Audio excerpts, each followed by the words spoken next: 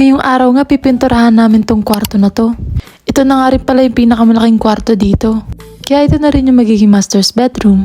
Kailangan na rin talaga siyang pinturahan kasi ito yung original paint niya. Yan nga palang mga nakikita nyo mga puti, yan pala yung minasilya na ng tatay ko. Para nga naman kapag pininturahan na, hindi na problema yung mga butas. So unang ginawa ko talaga dito ay naglinis. Pine-prepare ko lang naman yung place bago kami magpintura ng tatay ko.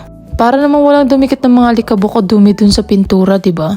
1 year ago na nga pala nung una akong bumukod at talagang humiwalay sa magulang ko. Hindi ko naman talaga inaasahan na lilipat ako ulit after 1 year. Lalong hindi ko rin inaasahan na titira ako sa province this year. Ito nga yung malaking desisyon na ginawa ko sa buong buhay ko. As someone na lumaki sa Manila, alam kong malaking adjustment sa akin kapag tumira ako sa probinsya. Iba kasi talaga yung buhay sa probinsya at saka buhay sa Manila, di ba?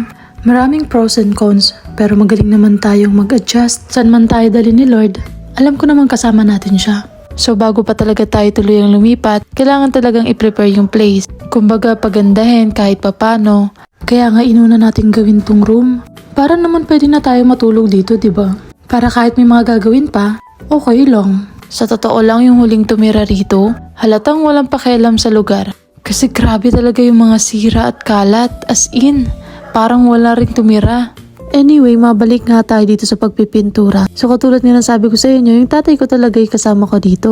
Iba kasi talaga kapag tatay yung gumawa, diba? Yung tatay ko kasi bukod sa pulido gumawa, alam kong maaasahan ko talaga siya sa mga ganitong bagay.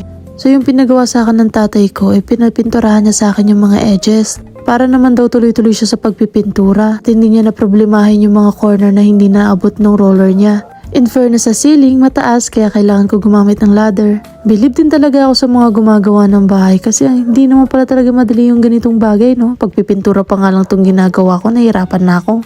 Actually, excited ako na explore pa yung mga pagre-renovate, mga DIYs and painting. So, abangan nyo na lang ha. Hindi ko na nga mapapakita sa inyo kung paano ginawa ng tatay ko kasi iniwan ko na lang siya. Pero ito na yung pinaka itsura niya after mapinturahan. Sa susunod naman, ayusin natin yung mga gamit dito. Yan lang. Salamat sa panonood.